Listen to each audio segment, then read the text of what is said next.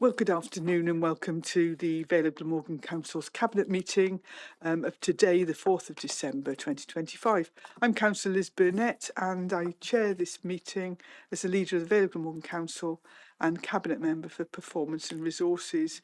We're again using the Council's hybrid platform, so this will be, the meeting will be live streamed and also recorded, and it will be uploaded to the Vale of Glamorgan Council's website as soon as practicable after the meeting. Anyone in the chamber should ensure their microphones are not activated, and those joining remotely, please mute yourselves when not speaking to avoid any background noise or feedback. To speak, if you're online, either use the request to speak function, and in the council chamber we'll use a sort of regular hands up indication. The chat function, if available online, is only for highlighting any technical issues. We won't have any conversations via that.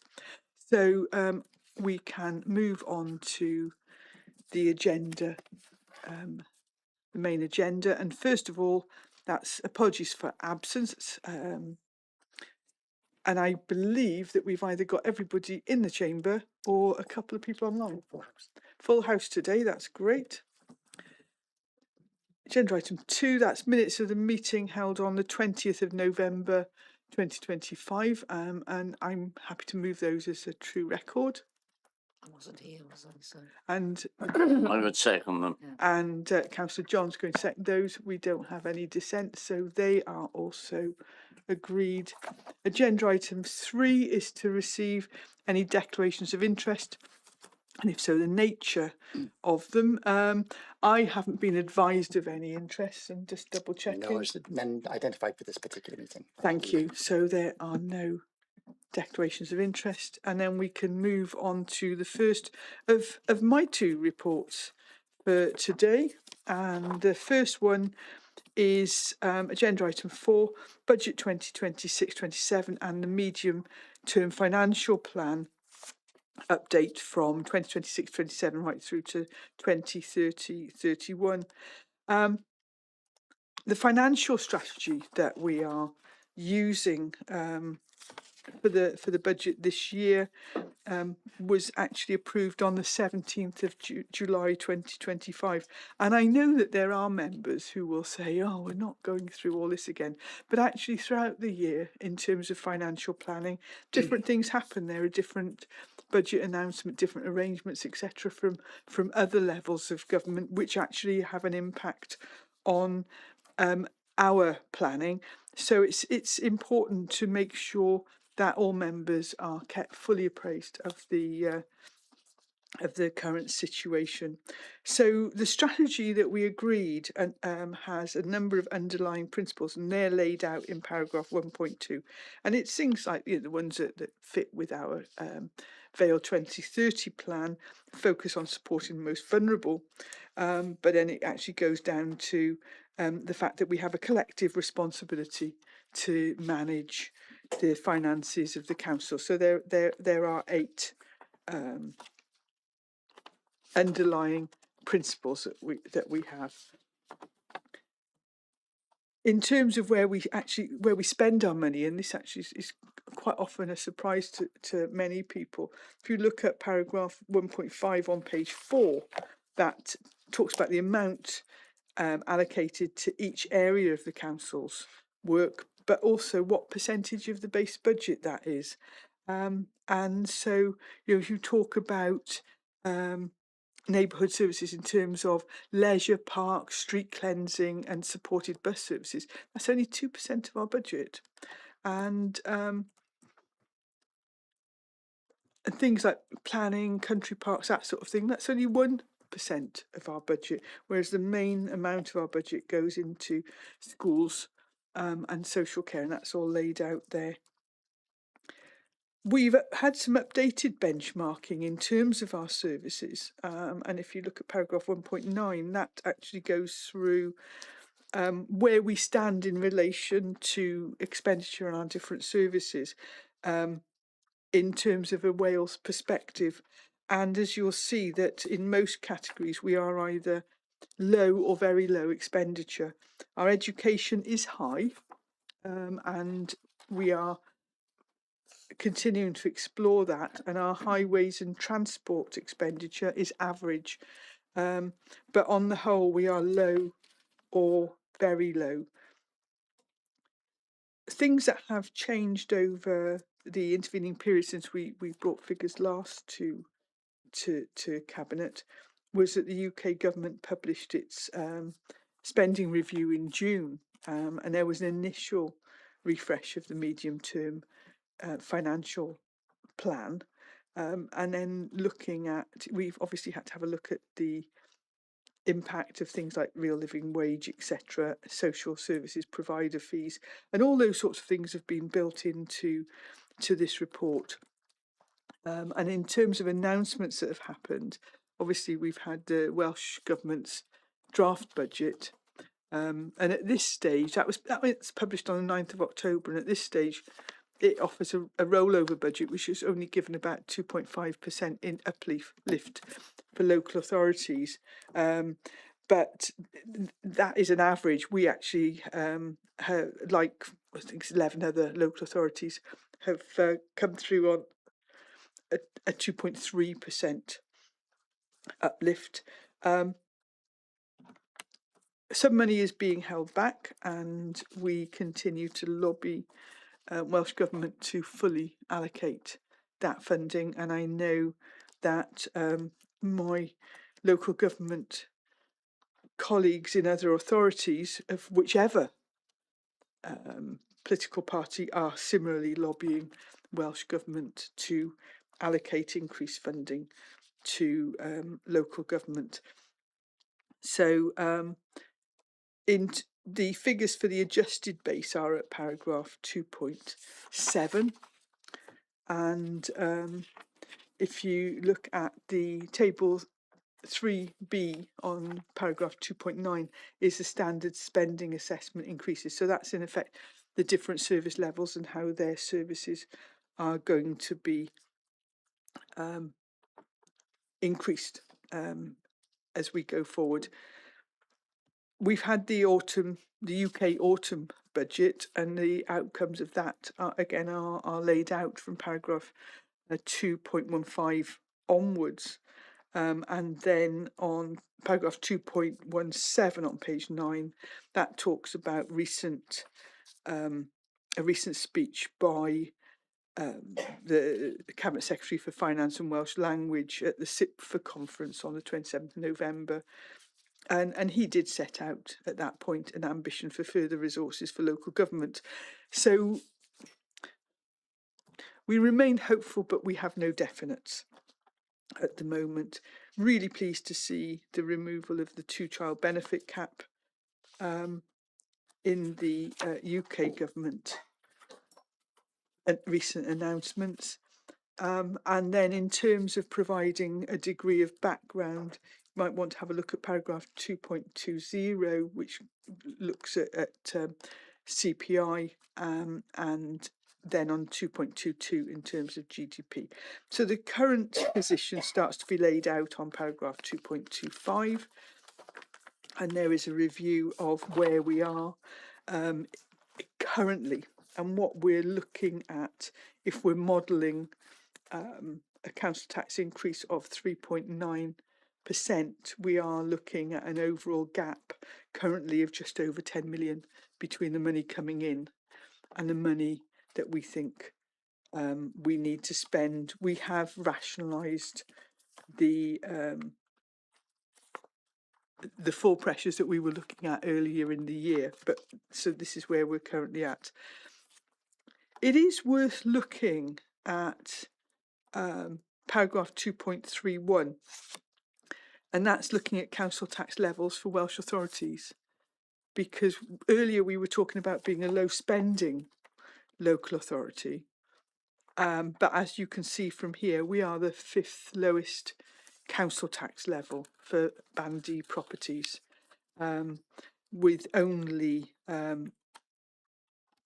Cardiff, Caerphilly, Newport, Torfaen and Pembrokeshire below us. The vast majority of local authorities do have a council tax rate above ours. That has implications. It has implications on our ability to spend on services.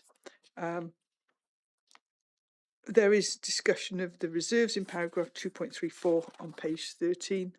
And then looking at the spending pressures, we outlined the spending pressures, the total pressures, I said earlier on table 4.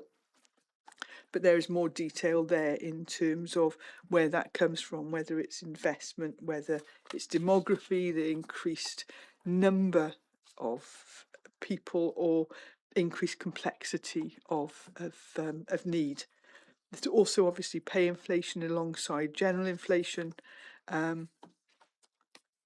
capital financing costs, because as we did last year, sometimes when we don't have funds available in reserves, we have to borrow, and that has a net impact in terms of revenue expenditure. So in terms of balancing the budget, the section going on from paragraph 2.43 on page 15 starts to look at what our approach will be.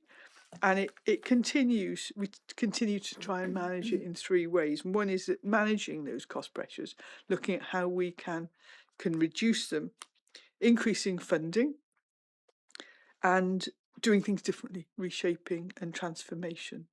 And that's something that actually we've done quite successfully over quite a period of time. So we will continue to do that.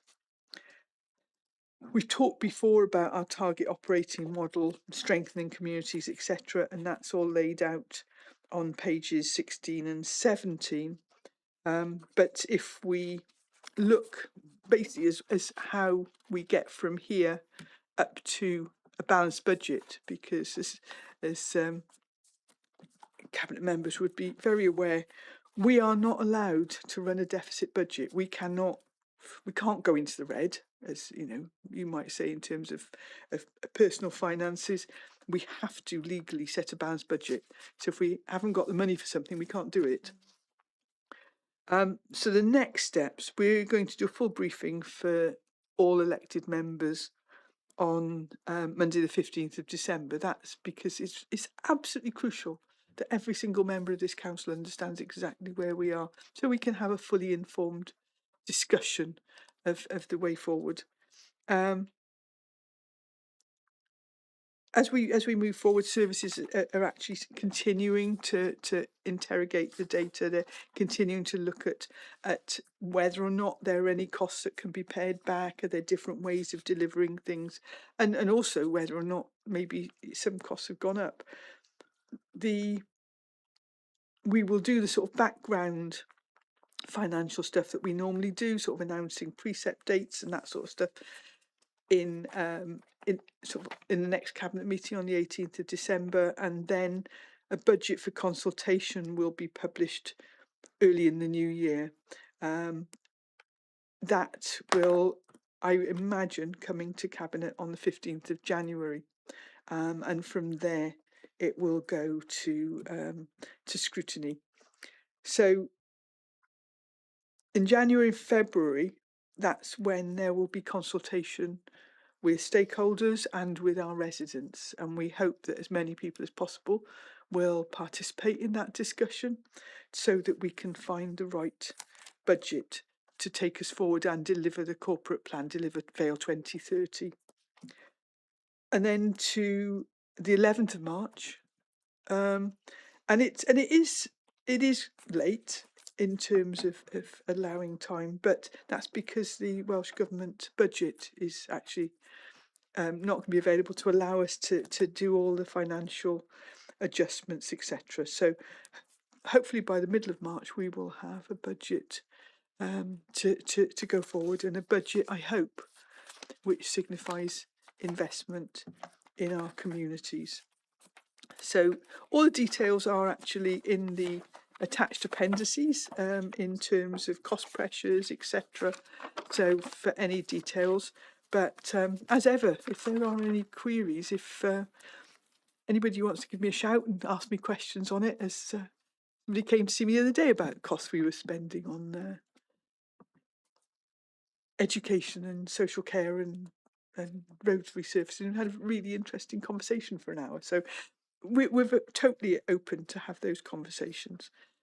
The recommendations before us on this, as I said, because we're in that interim period at the moment, we've got three. It's Cabinet's recommended to note the challenging financial position faced by the council with a funding gap of 10.092 million in 2026-27, which increases to 29.902 million across the medium term. So that's over the longer period. Secondly, that Cabinet is recommended to note the ongoing work to bring forward savings and transformation proposals against the reshaping framework in the budget for consultation in January 2026. So that'll be the next time that we're bringing this back to Cabinet. And finally, that Cabinet is recommended to continue to lobby for multi-year settlements, a fair level of funding for the Vale of Glamorgan schools and social care, and for timely notification of grants to schools. And if I'm not mistaken, I think I'm back in Welsh Government next week or the week after to carry on trying to persuade on that. Before I move those recommendations, I can see that Mark's got his hand up. Yeah, thank you very much for that, Leader. That's a really good summary. And I just want to highlight certain figures in certain areas. If you look at 1.5, and the areas that I'm responsible for as part of the Cabinet is neighbourhood and building services. And if you look in particular at the overall spending, is one of the lowest in Wales overall, and that's on 1.9. And if you look at the data, it reveals that total amount we spend is £2,860 and 36 pence per person. And if you look, that is one of the lowest of all the authorities in Wales. And if you look in the areas that I'm responsible for, labelled on table 1.5, you can see here that in areas like waste and recycling, 2.5% of the overall budget is spent on waste and recycling.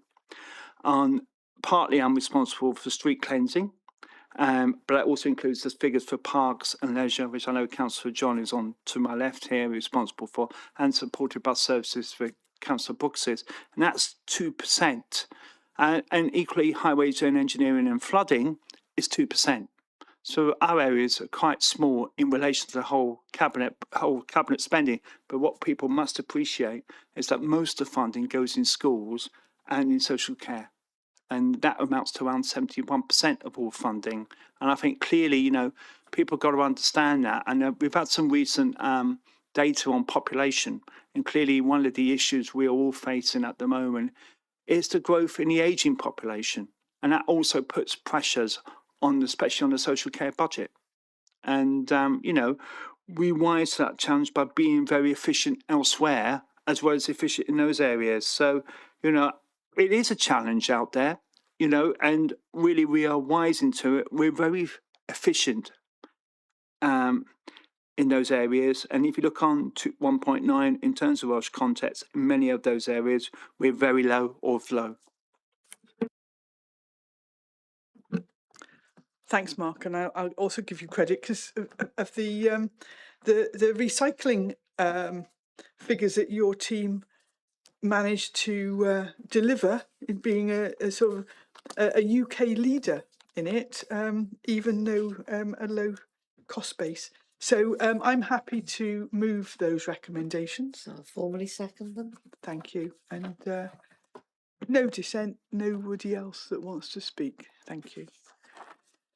So moving on to the next agenda item, they normally come together, don't they? The draft capital investment strategy from 2026-27 and the initial capital programme proposals for 2026-27 through to 2030-31. And so that's basically to gain approval for the initial proposal so they can be submitted to Resources Scrutiny Committee for consultation.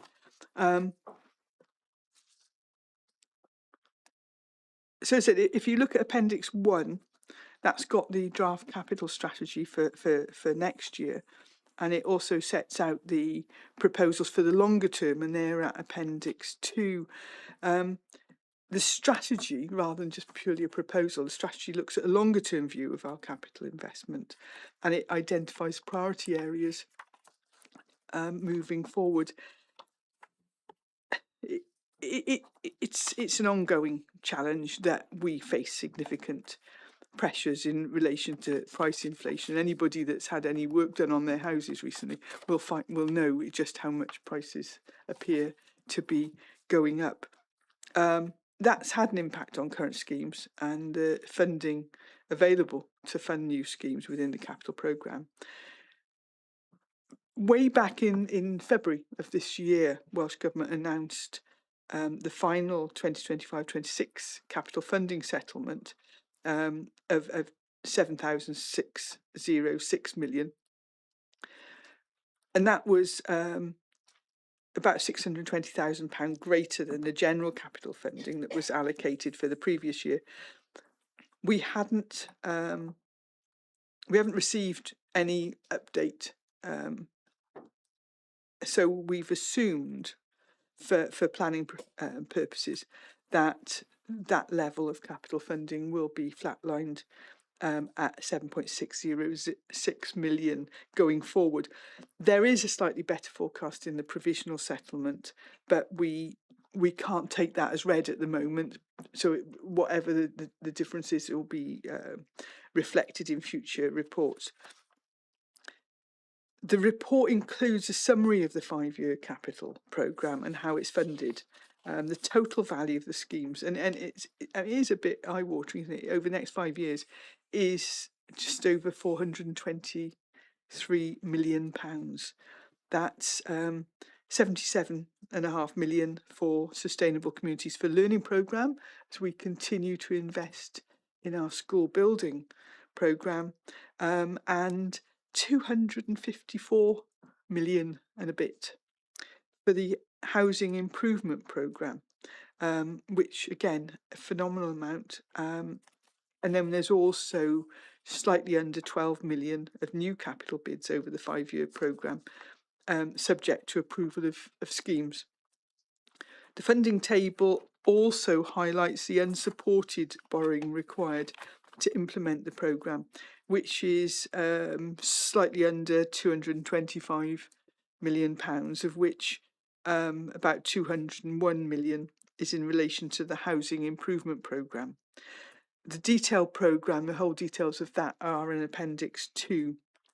Given the scarce capital financial resources available and the fact that much of the predicted future general capital funding from Welsh Government's already been allocated, the Council's taking a similar approach to last year in relation to capital bids, as well as prioritising health and safety and legislative bids.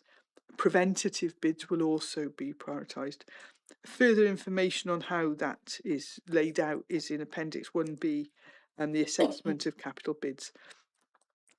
The way it works, as in normal circumstances, is each directorate is asked to list their potential bids, and then these are assessed against each other in terms of the scheme description, anticipated cost, etc., but also decarbonisation considerations, how they work with the council's wellbeing objectives, annual delivery plan, etc., etc. So they are fully evaluated going forward. They're reviewed by the Council Strategic Insight Board, which is a sort of a multi-directorate board. That happened in October, and their shortlist was drawn up. So the shortlist of bids is detailed in Appendix 3 of the Cabinet report, if you want to have a look at those. The recommendations from the Strategic Insight Board have been reviewed by myself, the Chief Executive and Head of Finance.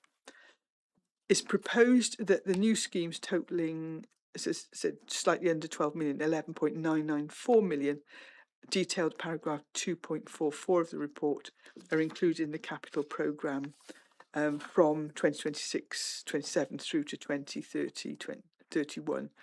Bids that have been put forward for funding are in Appendix 2 and detailed in Appendix 4. Due to the urgent nature of bids requiring funding and the shortage of internal funds, some of the bids will need to be funded from borrowing in the first instance. I mean, it goes without saying that we'll make arrangements or preparations that we will borrow if we need to. If money becomes available, then we will use that and we will avoid borrowing. But we have to be prepared in order to deliver this programme to actually borrow some money in order to deliver the ones that are essential. So the borrowing required to fund the bids is set out in paragraph 2.47 and totals 5.143 million over the 5 years. We need to mention as well that it's not just buildings, the council's vehicle replacement reserve projections have also been updated to take into account of the updated reimbursement calculations into the vehicle reserve. And those vehicles could be as much as, you know, you could be talking about sort of 4x4s or pool cars, but you could also be talking about rubbish lorries and things. So we have to make sure we've got a serviceable fleet. I know Mark will come back in on that later. So we're requesting to increase the budget and reprofile. Again, as with the last report, our next steps will be that after considering the results of public consultation and the provisional settlement from Welsh Government and an updated capital programme right through to 2030-31 is going to be presented to Cabinet in January, and that will go to Resources Scrutiny Committee for consultation. After considering comments from scrutiny committees and the final settlement from Welsh Government, the Cabinet will make its final proposals during February, which will then be presented to full council for final approval in March 2026. So let's have a quick look. Mark, did you want to come in before the recommendations? I just come in on my particular areas. Is that okay? In particular, if you look on the appendix 2 on neighbourhood services and transport, as you can see, the grand total for this financial year coming up is £15 million, and that's net and gross is over 16 million. And clearly, you know, I'm very delighted about this because, especially with the vehicle replacement programme, it will mean we'll produce vehicles which are mostly going to be electric or hybrid. An awful lot of that will mean there'll be less energy consumed. It will also keep the costs down significantly as well. And the great thing is it doesn't just apply to smaller vehicles, it applies to some of our larger vehicles as well. And that's going to achieve more and more benefits for us because, as you know, some of the diesel vehicles that we use sometimes have a mileage of 4 miles per gallon. Now, replacing that with electric vehicle is going to achieve a good saving and also reduce the amount of carbon emitted as well, which is terrific news. We also got other areas where clearly, you know, we're going to be spending a lot of money. We got a bit of slippage on Dinas Power's flood resilience. We got scheme that's still going ahead really, really well. We were very lucky in the sense that we avoided the flooding around with River Caddiston, and I'm very relieved about that. But nevertheless, if we do have flooding there, by having the doors that we have and the prevention, that means less and less household will be affected adversely by any flooding on that. And clearly we're working with NRWs and our partners to try and avoid that as much as possible. And, you know, I'm pleased to know that really we're carrying on with that. We also go, if you turn over on the next page, you know, I'm going to have a report subsequently fairly shortly on the Penarth Marina landslip stabilisation. And as you can see, the council is spending over £4 million on that, which is really, really good. We really want to stabilise that, and it's important, which is why I'm bringing the cabinet report before Christmas. And also in Clyde and the construction there, and that's also good news as well. We're also going to be spending on redecking Penarth Pier, which is really, really good, £300,000. And also lots of refurbishing of street lighting columns. And that's important because, as you know, sometimes they do go out and we really need to replace them, plus some infrastructure work as well in Penarth. And clearly I'm really, really pleased. I'm also finally pleased about, you know, the street strategy. I was delighted that we have a street strategy. I've only been arguing for the last 20 odd years, and now we got there. But also it means a commitment for ongoing £100,000 per year on new trees. And some of those trees are going to be on our urban setting, not just in our rural areas, and also areas where we need to increase the canopy. So I'm really, really delighted by what we are proposing to do. Thanks, Mark. And as I mentioned, we've got some recommendations before us, 4 in total. And the first one is that Cabinet approves the draft capital strategy 2026-27 as set out in Appendix 1. Secondly, that the initial capital programme for 2026-27 through to 2030-31 is considered by Cabinet. And thirdly, that this report is referred to Resources Scrutiny Committee for consideration.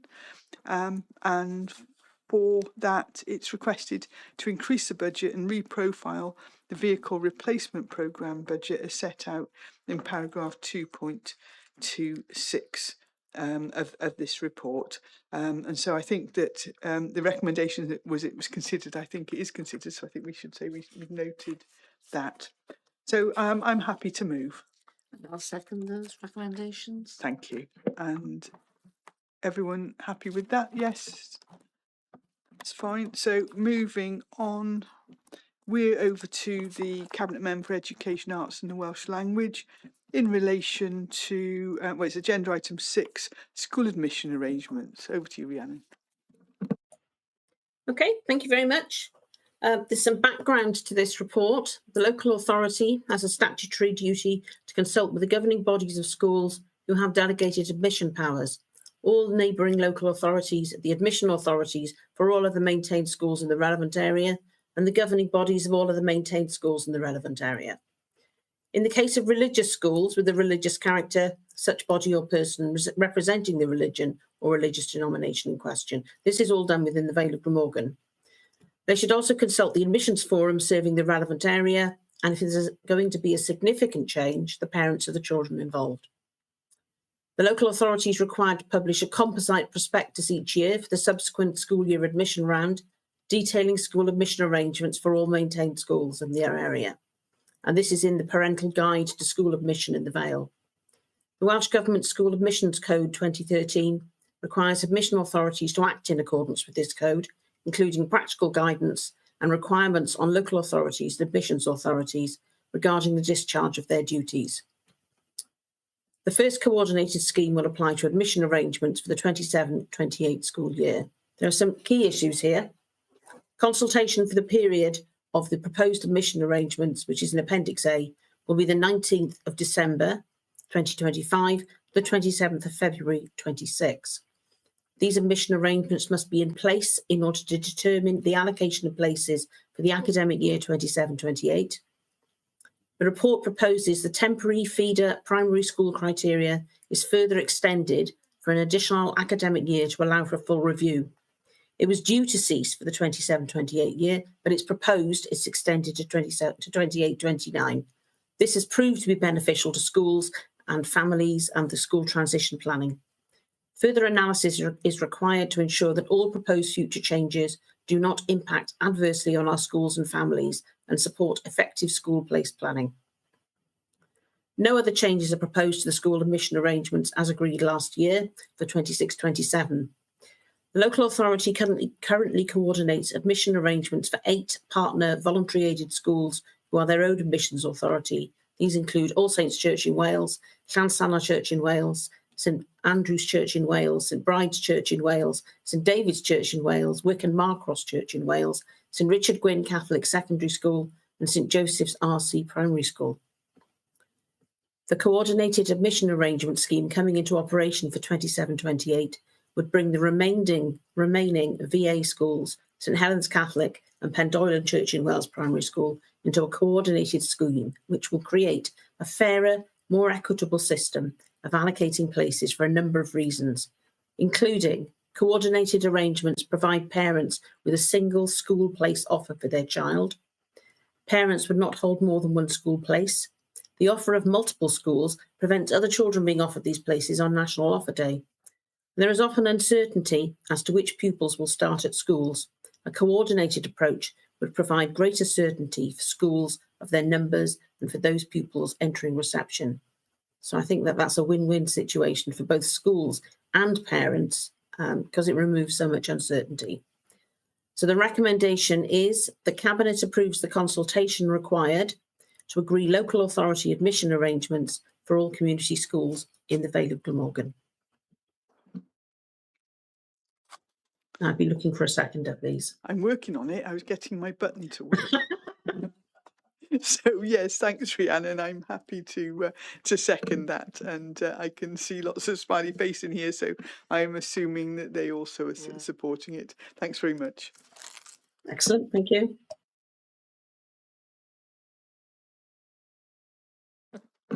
Right, so I've got my button to work again. There we are. We're on to agenda item 7, and this is a report of the Cabinet Member Neighbourhood and Building Services, and it's in relation to Vale of Glamorgan and Natural Resources Wales Bathing Water Quality Project Partnership Agreement. I don't know where the punctuation should work in there. Over to you, Mark. Yeah, thank you very much, Leader, for that introduction to this report. And obviously, I'm very delighted to present this report to Cabinet this afternoon. I'm just going to go through a bit of summary of it. The purpose of this report is provide an overall an overview of current water quality standards within the Vale of Glamorgan, the statutory responsibilities of key agencies, and progress on a partnership project with NRW to develop a real water quality prediction and public information system for Jackson's Bay and Whitmore Bay. And we're seeking Cabinet approval is sought to delegate authority for signing a formal partnership agreement to enable transfer of project funding and progress to this report. Now, by way of sort of background, now obviously the importance here is that water quality is obviously a very important defence of public health protection. It's also very important in terms of managing the environment, and also it also improves economic sustainability for the Vale of Glamorgan, because obviously tourism is one of the key drivers of the financial prosperity of the Vale of Glamorgan, notably in places like Barry Island, for example. So the area benefits from 8 designated bathing beaches: Penarth Beach, Jackson's Bay, Whitmore Bay, Watchhouse Bay, the Knap, Cold Hill and Claret Major, Dunraven Bay, and Ogmore by Sea, which obviously attracts all areas of high levels of tourism and serves an important recreation resource for local communities. The Bathing Water Regulations 2013 underpin the national framework for managing water quality. They require stringent sampling, public transparency, and multi-agency cooperation. The Welsh Government holds the responsibility to ensure the public is informed about bathing water quality and any potential risks to health. Water quality classifications are of 3 categories, or 4 categories, I should say: excellent, good, sufficient, or poor, are based on 4 years of data determined by levels of E. coli.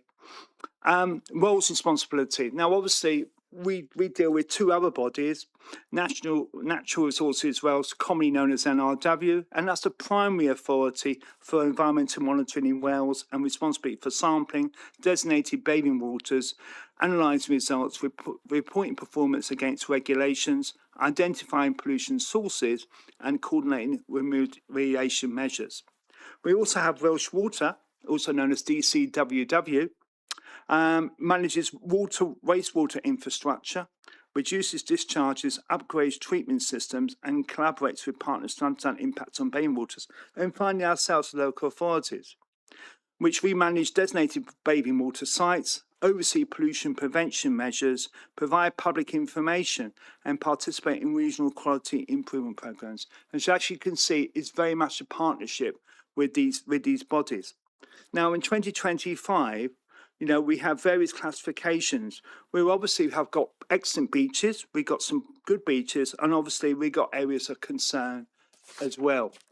In terms of the real-time water quality prediction project, and this is what we are working on at the moment, in phase 1, which we have data collection, statistical model development, where we're going to predict where we think the incidents are, which are most concerned about, but equally areas where obviously things are good and we want them to continue to be good. We've also got phase 2 of the project, which is development of automated forecasting and bilingual digital information displays. And that's completion expected during the 2026 bathing season. So obviously for next year, it's going to be quite an exciting development in the terms there will be this kind of real-time information. Now, obviously that will mean that bathers can make choices about whether they want to go into the sea or not. And clearly we want to present them with the facts. And that's very, very important. So they feel assured when they go into the water that they're going to remain healthy. And I think that's vital and can make those choices. The funding for this project is by Welsh Government via NRW. And we're seeking a formal partnership here signed to release funds. Now, we've also got £50,000 for brilliant basic grant supports installation of digital displays. And this will be in Barry at Jackson's Bay in particular. And this will really help people give that real-time digital information to all bathers. And the other benefit of that is that not only will it give more informed decisions for bathers, it also will strengthen our long-term bathing water classification resilience. And that will mean, of course, that we will be able to spend money and allocate resources along with Welsh Water and NRW in areas where we need to improve things further. And what I will say here, this is part of a journey. This is not a destination. We want every beach, every bathing beach within the Vale Glamorgan, and it remains my ambition to have this real-time information available to everybody so they can make informed decisions. Whilst at the same time, we want to improve the water quality along with our partners. But we're here mostly as an authority to provide that information for bathers and obviously to discuss things with Welsh Water and NRW to further and try and improve the water quality whenever possible and obviously whenever resources allow. And obviously, you know, we like to spread this information as wide as possible, but sometimes due to cost and complexity, it may not be as easy to do so. So I'm going to we're going to move the recommendations now, which there are 3. That Cabinet notes the ongoing work between the Council and NRW and the current beaching water classifications of 2025 of the 8 designated bathing beaches, as I mentioned. That Cabinet approves proposed partnership agreement between the Council and NRW that will improve pub access to real water quality at Jackson's Bay and Parliament. I should also mention Whitmore Bay beaches. That designated authority is granted the head of neighbourhood services in conjunction with the head of finance and section 151 officer and the cabinet member of myself, which is neighbourhood and building services, to sign a partnership agreement between the Vale and Glamorgan Council and Natural Resources Wales, and I so move. Thank you, Mark. I think this is a really good step forward, and it's essential that people wanting to use our coast have access to accurate and timely information. So I think this would be a really good move forward. I'm very happy to second, and I should imagine that any Barry members here are probably very, very keen as well. Delighted. Yes, so thank you. I can't see anybody else indicating, so we can do that. So on to your second report, and this is the review of winter car parking charges at Penarth, Cliff Walk, Knap and Bron-y-Mor, that's Barry, car parks. Thank you very much. And obviously, lots of people are aware of this report through the fact that we had this at full council on Monday. And obviously, we have released as a council quite a few press releases on this. And obviously, there's been quite active on social media. What I want to make sure today is that everyone is aware that after I've gone through the recommendations, that there will be a removal of car parking charges at the designated car parks, which I will mention in this report. So a bit by way of background, the Vale Glamorgan Council considered proposals to introduce parking charges at several coastal car parks. Initial approval in principle was given in January 25 for charging at Knap, Bron-y-Mor, Portobello, Cliff Walk and West Farm. Following scrutiny and further Cabinet consideration in March 2025, the Cabinet confirmed that charges would proceed at Knap, Bron-y-Mor and Cliff Walk once the resurfacing was completed. while proposal for Portobello and West Farm require consultation with Dunraven Estate and Ogmore Commoners Association, which I believe is still ongoing. A statutory traffic regulation order consulted ran from the 3rd to the 25th of April 2025, generating 14 objection responses. Issues raised should resurfacing's work and other operational considerations were reported to Cabinet in July 25. Charges were subsequently introduced in early September 2025. The Council acknowledges that implementation at the end of the summer season, combined with poor weather, reduced visitor numbers, low car park usage and increased on-street parking has caused concern amongst residents and businesses. While car parking charge remains part of the Council's long-term strategy to fund maintenance of many coastal destinations, it recognises the challenges faced during the off-season. And as I said before, at full Council, we are adopting a flexible approach. And I think this is important that we do that. In response, the Council proposed a temporary suspension of charges at Cliff Walk, Knap and Bron-y-Mor until September 2026, allowing a further review, introducing future on-street car parking proposals and potential seasonal charges approaches. Then I will move to the recommendations. That Cabinet notes the current position relating to the recently introduced car parking charges at Penarth, Cliff Walk, Knap and Bron-y-Mor, Barry, and agrees to temporarily suspend the charges currently in place for immediate effect up until the spring of 2026, up until that further report be brought back to Cabinet to consider further need of otherwise for seasonal approach to the charging regime introduced at Penarth, Cliff Walk, Knap, Bron-y-Mor and Barry car parks. And finally, that use of the Cabinet's urgent decision procedure as outlined at section 15.14 of the Council Constitution be agreed in order for the recommendation of this report to be implemented with immediate effect, and I so move. Thanks, Mark. Yes, I think a period of reflection would be useful. I think that there are a lot of things about, how many people actually thought that they were going to get charged for on-street parking when it's not in place currently. How many people were actually using the car parks as workplace car parks.